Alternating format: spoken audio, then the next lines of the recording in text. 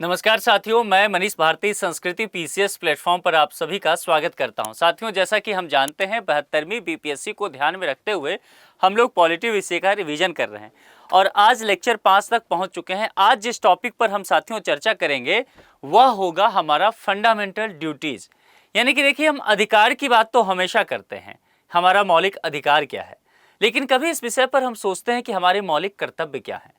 एक नागरिक होने के नाते अधिकार के साथ साथ हमारा संविधान हमें कुछ कर्तव्य का निर्वहन करने की जिम्मेदारी भी देता है और हमसे ये उम्मीद भी किया जाता है कि हम अपने कर्तव्यों का सही से पालन करें। अब आज उसी कर्तव्य को लेकर के चर्चा करेंगे। कहां कहां से प्रश्न आए हैं, पीवाईक्यू में, बीपीएससी में पूछा गया है या अन्य पीसीएस में, उसको देखेंगे। हालांकि ये चैप्टर जो है बहुत छोटा ही होता है, तो हम आएंगे उस पर देखेंगे, 2 4 5 प्रश्न देखेंगे, उतने से आपका काम बन जाएगा। उससे पहले आपके लिए एक सूचना है, संस्कृति आईएएस के द्वारा समर एंड सेल दिया जा रहा है पीसीएस फाउंडेशन विभिन्न कोर्सेज पर, जिसकी वैलिडिटी 27 जून 2026 तक रहने वाली है। फाउंडेशन कोर्स का तात्पर्य है प्रीलिम्स और मेंस दोनों सेगमेंट इसके अंतर्गत आपको देखने को मिलेगा। मोर देन 80% ऑफ है। ये तमाम जो कोर्स दिख रहा है, चाहे वो यूपी पीएससी हो, बीपीएससी हो, एमपी पीएससी हो, आरएएस, बीपीएससी में देखेंगे चूंकि 72वीं का भी प्रीलिम्स होने ही वाला है, तो 73वीं की शुरुआत आप यहाँ फाउंडेशन कोर्स का कर सकते हैं। यहाँ पर कॉन्टैक्ट नंबर और संस्कृति आईएएस का ऑफिशियल वेबसाइट दिया गया है, तो इस पर आप जुड़ करके कॉल करके अधिक जानकारी ले लीजिए। हालांकि तत्परता दिखानी होगी चूंकि 27 जून तक ही ऑफर वैलिड है। ठीक है, अब चलते हैं इस टॉपिक पर, आगे बढ़ते हैं। अच्छा, यहां बढ़ने से पहले कुछ चीजों को हम सबसे पहले देख लेते हैं। जैसा कि हमने इससे पहले पढ़ा था कि संविधान की अगर बात किया जाए, भाग 3 में हमने क्या कहा था कि हम फंडामेंटल राइट के विषय में पढ़े थे, है ना, यानी कि हमारे जो अधिकार है मौलिक। इसके अलावा हमने डीपीएसपी के विषय में पढ़ा था। ये किस में पढ़ा था? भाग 3 में। और ये किस में पढ़ा था? भाग 4 में। और जब हम आगे बढ़ेंगे फंडामेंटल ड्यूटीज पढ़ेंगे, तो इसके लिए ऐसा नहीं है कि भाग 5 है, ध्यान रखना है, इसके लिए 4A जो है वह जोड़ा गया था। ठीक है, यहां जैसा आपने देखा होगा, इसके लिए मैंने आपसे 12 से 35 तक अनुच्छेद कहा था, फिर 35 से 51 तक कहा था। यहां पर फिर ऐसा ही आएंगे तो यहां पर जुड़ जाएगा 51 ये ध्यान रखिएगा। और आज की तारीख में ये जो फंडामेंटल ड्यूटीज है, इसकी संख्या बढ़ती रही है, लेकिन आज की तारीख में हमारे यहाँ मतलब सभी नागरिकों के लिए कितने मौलिक कर्तव्य हैं? तो 11 हैं, ये ध्यान रखना है। और स्वर्ण सिंह समिति की अध्यक्षता में इसको लेकर के बात किया गया था, तब से इसको आगे सिफारिश बढ़ा करके बहाली की गई थी इन सब चीजों को लेकर के। अभी विस्तार से देखेंगे, लेकिन इतने, यानी कि मैं चाहता हूं कि ये 3 चीजों को आप एक साथ पढ़िए, यानी कि फंडामेंटल राइट्स, डीपीएसपी और फंडामेंटल ड्यूटीज। इसको जब आप एक साथ पढ़ते हुए नजर आएंगे तो रिवीजन भी पीछे का चीज होगा और आपके लिए एग्जाम के नजरिए से वो महत्वपूर्ण भी होगा। अब चलिए जरा यहाँ पर पहले प्रश्न पर चलते हैं। पहला प्रश्न क्या है? देखिए, यहाँ पर 42वें संविधान संशोधन को लेकर चर्चा किया गया है। 42वां संविधान संशोधन साथियों बहुत महत्वपूर्ण है। क्यों महत्वपूर्ण है? इसको लघु संविधान कहा गया, मिनी कॉन्स्टिट्यूशन कहा गया, क्योंकि बहुत सारे परिवर्तन इसके अंतर्गत किया गया था। इसीलिए यहां पर 10 आचार आदेशों, इस तरह से भी पूछा जा सकता है, आचार आदेश, ठीक है, किस नाम से जाना जाता है? ठीक, अब देखिए यहां पर कहा गया है मौलिक अधिकार, कर्तव्य, पंचायती राज के सिद्धांत, राज्य के नीति निर्देशक तत्व, और यह 45वीं बीपीएससी प्रीलिम्स 2001 में पूछा गया है। मौलिक अधिकार की हमने चर्चा किया है, वहां 42वें संविधान संशोधन जैसी कोई बात तो था नहीं। पंचायती राज सिद्धांत की हमने चर्चा नहीं किया, डीपीएसपी की हमने चर्चा किया है, वहां भी इस तरह की बातें नहीं थी। वर्ष 1976 में संवैधानिक सुधारों पर अनुशंसा देने के लिए स्वर्ण सिंह समिति गठित की गई थी। कब किया गया था? नोट करते चलिएगा, 1976 में। जो कुछ बातें मैं बताते चलता हूं उसको आप अगर ध्यान रखेंगे तो आपके लिए ज्यादा अच्छा होगा। 1976 में एक समिति बना था। इस समिति का काम दिया गया था कि संविधान में क्या सुधार हो सकता है, इसके लिए आप लोग देखिए, जांचिए, परखिए और फिर सरकार को सिफारिश दे दिए। इस समिति ने फिर अनुशंसा किया। समिति की अध्यक्षता कौन कर रहे थे? नाम पहले बता चुका हूं, स्वर्ण सिंह। ठीक है, तो स्वर्ण सिंह समिति के नाम से भी यहां पर प्रश्न बनते हैं कई बार, तो ये ध्यान रखना है। अब चलिए, स्वर्ण सिंह समिति ने जो अनुशंसा किया, उनके अनुशंसा के आधार पर 42वां संविधान संशोधन होता है जब, और ये कब होता है? 1976। ये किस समय की बात है? इमरजेंसी की समय।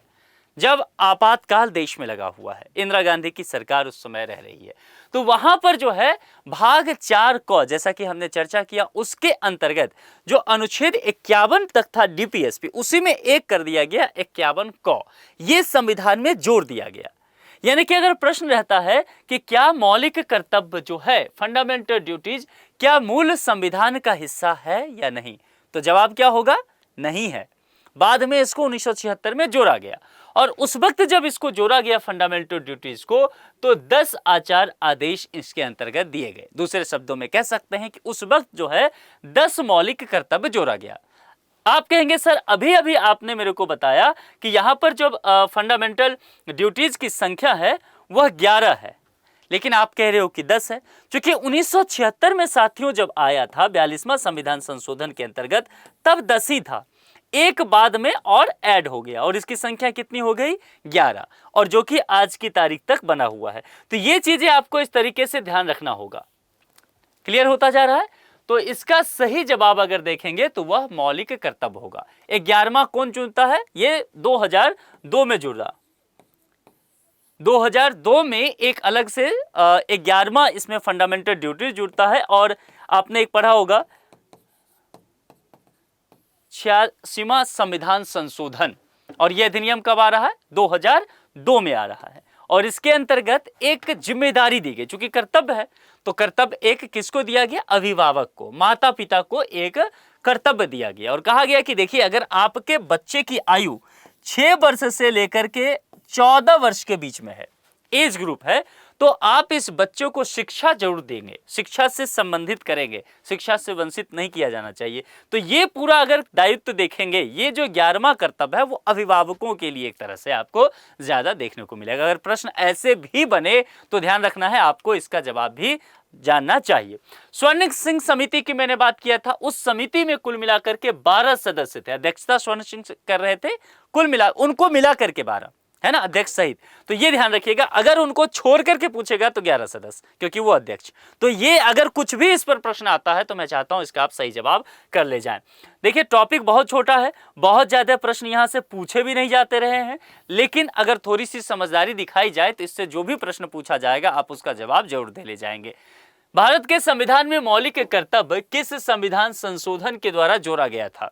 अभी हमने चर्चा किया था, ये 48वां और 52वां बीपीएससी प्रीलिम्स 2008 में पूछा गया था, और हमने कहा था कि 42वां संविधान संशोधन कब हो रहा है? 1976 में। और एक शब्द मैंने इसके लिए कहा था, मिनी कॉन्स्टिट्यूशन, है ना, आपको ध्यान होगा, यानी कि लघु संविधान की बात की गई थी। और पूरी कहानी जो पीछे वाली है वो आपको पहले से पता है, तो वो हम रिपीट नहीं करेंगे। आगे चलें। 42वें संविधान संशोधन अधिनियम 1976 से भारतीय संविधान में एक नया अध्याय जोड़ा गया। अब ये प्रश्न मैं इसीलिए रख रहा हूं कि देखिए कैसे रिपीट हो रहा है प्रश्न। मैं लगातार कहता हूं कि आप पीवाईक्यू का एनालिसिस कीजिए, प्रीवियस ईयर क्वेश्चंस को देखिए। प्रीवियस ईयर क्वेश्चन देखने का तात्पर्य केवल इतना मात्र नहीं है कि आपने प्रश्न का सही जवाब ढूंढ लिया, नहीं, पैटर्न समझना है, आयोग के नब्ज को जानना है। और उसके लिए आपको देखिए समझ में आ रहा है कि बार बार क्वेश्चन रिपीट हो रहा है। ये भी प्रश्न जो है 2000 में पूछा गया है, आगे पीछे पूछा जा ही रहा है, ठीक है। अगर जैसे मान लीजिए कोई एग्जाम हो रहा है यूपी पीसीएस में पिछले साल, तो उसके प्रश्न पत्र को भी पॉलिटी को सॉल्व कीजिए, संभव है वहां या उसी टॉपिक से बीपीएससी में प्रश्न आ सकता है। तो रिपीटेशन के चांस टॉपिक वाइज भी हो सकता है। कुल मिलाकर के देखेंगे तो एक ही मुद्दा बार बार घूमता हुआ नजर आएगा।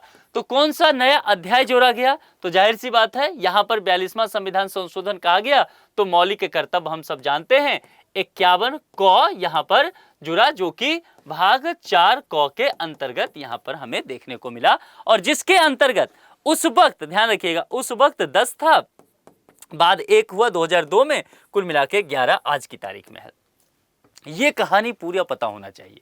अगर ये तमाम कहानी आपको पता होगा तो कितना भी आपको इस टॉपिक पे घुमा लिया जाए, आप गलत तो कम से कम करके नहीं आओगे।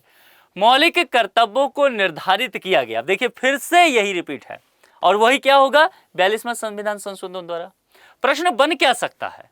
प्रश्न जब भी बनेगा तो आपने इतने गहराई से पढ़ लिया है कि कुछ भी अगर बने तो आप सही जवाब दे दोगे। 2 बार ये प्रीलिम्स में पहले पूछा जा चुका है। क्लियर हो रहा है? चलिए अब आगे जरा बढ़ जाते हैं। इसके बाद एक प्रश्न और यहां से आपको बहुत कम चांसेस रहेगा प्रश्न बनने का। जो चांसेस हो सकता है वो मैंने पहले ही बता दिया कि क्या क्या फैक्ट बनेगा यहां से प्रश्न, वो सब आपको ध्यान रखना है, ठीक है। बाकी बहुत प्रश्न यहां से रहेंगे नहीं आपके लिए। निम्नलिखित में से भारत में मौलिक कर्तव्य कौन सा है? हाँ, ये एक बहुत अच्छा प्रश्न है, क्योंकि इस तरह के प्रश्न इसलिए भी अच्छे माने जाएंगे क्योंकि हम सभी का ध्यान लगभग फंडामेंटल राइट्स पे होता है। नागरिक अपने अधिकार के विषय में तो जानते हैं, कर्तव्य के विषय में नहीं जानते, और इसीलिए प्रश्न यहां से बनने की संभावना है। तो 11 मैंने यहां आपसे कहा था कि फंडामेंटल ड्यूटीज है। आपके लिए एक असाइनमेंट देता हूं, एक होमवर्क आपके लिए है कि आप क्या करो, 11 के 11 ये जो फंडामेंटल ड्यूटीज है, आप इसको बस इसके मोटे मोटे बातों को देखो, है ना, कि राष्ट्र के प्रति क्या है, पर्यावरण के प्रति क्या है, समाज के लिए क्या है, महिलाओं के लिए क्या है। अगर ऐसे भी 4-5 सेट इसका बन जाएगा, और 4-5 सेट में ये 11 जो आपके कर्तव्य हैं उसको आप बांट लो, फिर आप देखोगे कि 3-4 सेट में आपका काम चल जाएगा। उतना ही याद करना है आपको। तो यहां पर देखते हैं 4 चीजें दी गई है। इसमें कहा गया है मौलिक कर्तव्य कौन सा है? न्यायपालिका से कार्यपालिका का पृथक करना। इस प्रश्न को सॉल्व करना भी मैं सिखाऊंगा। हमारी मिलीजुली संस्कृति की समृद्ध विरासत को क्या करना? संरक्षित करना। बच्चों के लिए मुफ्त व अनिवार्य शिक्षा व छूत की परंपरा को समाप्त करना। ठीक, अब ये 4 चीज। अब आपसे पूछा क्या गया है? कर्तव्य, ड्यूटीज क्या है आपके? 11 हैं। जरा सोचिए, न्यायपालिका से क्या कार्यपालिका का पृथककरण करना आपका ड्यूटी है? नहीं, ये काम पार्लियामेंट का है, उनको करने दीजिए, आपका ये काम नहीं है। तो कर्तव्य ये नहीं होगा। कर्तव्य जब भी होगा शुड के साथ होगा, शुड होगा, यानी कि चाहिए, है ना। बचपन में पढ़ते थे ना, माता पिता का आदर करना चाहिए, देश की समृद्ध संस्कृति को बढ़ावा देना चाहिए, भाईचारा को बढ़ावा देना चाहिए, है ना। आदर्शवादी बातें जो होगी कुछ इस तरह से आप देखेंगे। तो न्यायपालिका से कार्यपालिका का पृथक करना तो ऐसा ही गया। देखिए कैसे इसको सॉल्व किया जाएगा। इसके अलावा मिलीजुली संस्कृति की समृद्ध विरासत को संरक्षित करना। हाँ, यहां हम रुकेंगे। देखिए, भारत के अगर कल्चर को बात करेंगे तो वो कंपोजिट कल्चर है ना। कंपोजिट कल्चर कहने का तात्पर्य हिंदू, मुस्लिम, सिख, ईसाई आपस में सब भाई भाई। बहुत सारे ट्राइबल्स हैं, भाषा हैं, अलग अलग क्षेत्र के लोग हैं, पहनावा ओढ़ावा, खान पान, इस सब का सम्मान करना। हमारी जो एक बहुत महान संस्कृति है उसको संरक्षित करना, यह काम निश्चित तौर पर यहां पर आपको दिखेगा कि क्या है, फंडामेंटल ड्यूटीज के अंतर्गत आता है। यह आपको करना चाहिए।